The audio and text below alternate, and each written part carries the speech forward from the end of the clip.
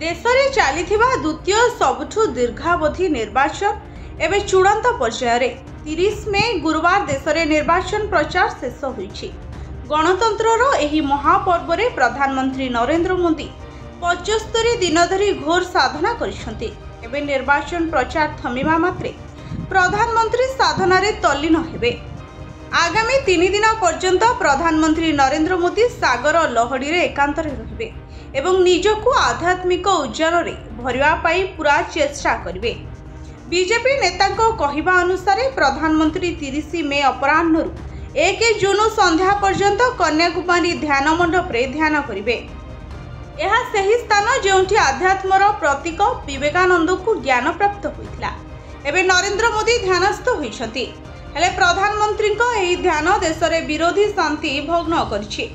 प्रधानमंत्री को ध्यान को नहीं राजनैतिक झड़ उठी। कांग्रेस और टीएमसी भली इंडिया मेंटर सहयोगी माने यहाकु विरोध करछंती। प्रधानमंत्री को ध्यान को नहीं पश्चिमबंग मुख्यमंत्री ममता बनर्जी निर्वाचन आयोग को जीवा पाई धमक देइछंती। ममता कहिसंती जदि प्रधानमंत्री को कन्याकुमारी ध्यान को देश में प्रसारण करागला तेबे तृणमूल कांग्रेस निर्वाचन आयोग रे अभियोग करिवो। यह आचार संहितार उल्लंघन बोली ममता कहिसंती। सेहिपरि कांग्रेस मध्य निर्वाचन काल रे प्रधानमंत्री ध्यान को नहीं प्रतिक्रिया प्रकाश करछि। रिपोर्ट भंजौत न्यूज।